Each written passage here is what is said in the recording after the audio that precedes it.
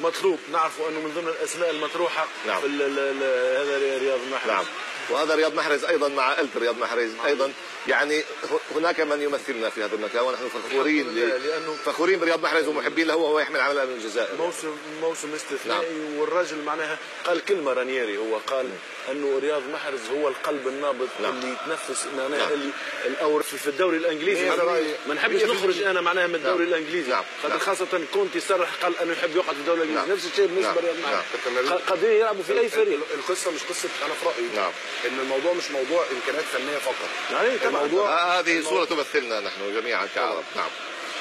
انا في رايي كابتن نبيل لما تروح نادي جديد تاخد وقت عقبال ما تتاقلم، وانت المنافس بتاعك اللي موجود في نفس مركزك ده ايطاليا، هيرجع ايطاليا خلاص. هو في صح، ويدرب اي فريق او المنتخب. وان كان من الاسماء المطروحه، النقد في ايطاليا من الاسماء المطروحه. لا هي الابواب مفتوحه لرانييري الان بعد تحقيق. هو يختار اين يذهب. الابواب مفتوحه رانييري متواجد عنده.